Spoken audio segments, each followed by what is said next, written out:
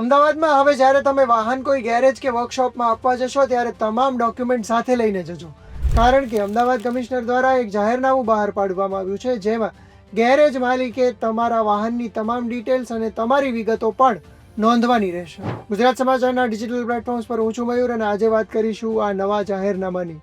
તો મિત્રો, દિલ્હીમાં થયેલા વિસ્ફોટ પછી દેશભરમાં સુરક્ષા વ્યવસ્થા વધારવામાં આવી છે અને સાવચેતીના પગલાં પણ લેવાઈ રહ્યા છે. ત્યારે અમદાવાદના પોલીસ કમિશનરે તમામ ગેરેજોમાં અને વર્કશોપ્સની બહાર સીસીટીવી ફરજિયાત લગાવવાનો આદેશ આપ્યો છે અને સાથે સાથે આ ગેરેજ કે વર્કશોપમાં આવનાર તમામ વાહનોની નોંધણી કરાવવા માટે પણ આદેશ આપ્યા છે. રિપેરિંગ, સર્વિસિંગ કે મોડિફિકેશન માટે આવતા તમામ વાહનોના રજિસ્ટ્રેશન નંબરની નોંધણી કરવાની રહેશે. સાથે સાથે એનું મોડેલ કયું છે, વાહન માલિકનું નામ, સરનામું અને મોબાઈલ નંબર, માલિક અથવા જે વ્યક્તિ એને લઈને આવે છે એની ઓળખનો પુરાવો પણ નોંધવાનો રહેશે.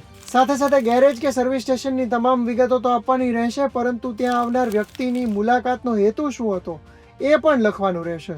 આ સિવાય તમામ ગેરેજ કે વર્કશોપે જે સીસીટીવીનું રેકોર્ડિંગ છે એ પણ 30 દિવસ સુધી સાચવવું પડશે. આના કારણે પોલીસને સર્વેલન્સ કે શંકાસ્પદ વ્યક્તિની હિલચાલ તપાસવામાં સરળતા રહેશે. આ સિવાય ગુનાખોરી દરમિયાન વપરાયેલા વાહનોની ભાળ મેળવવામાં પણ સરળતા રહેશે. હાલના સંજોગોમાં 18 નવેમ્બરથી લઈને 16 જાન્યુઆરી સુધી આ નિયમનું પાલન કરવાનું રહેશે. જો કોઈ ગેરેજ કે સર્વિસ સ્ટેશન એ આ નિયમોનો ભંગ કરે છે તો એની સામે કાયદેસર કાર્યવાહી પણ કરવામાં આવશે. તો મિત્રો, આ જાહેરનામાને લઈને તમારું શું માનવું છે અમને કોમેન્ટ કરીને જણાવો. શું રાજ્યના બીજા જિલ્લાઓમાં કાયમી ધોરણે પણ આ પ્રકારની વ્યવસ્થા કરવી જોઈએ?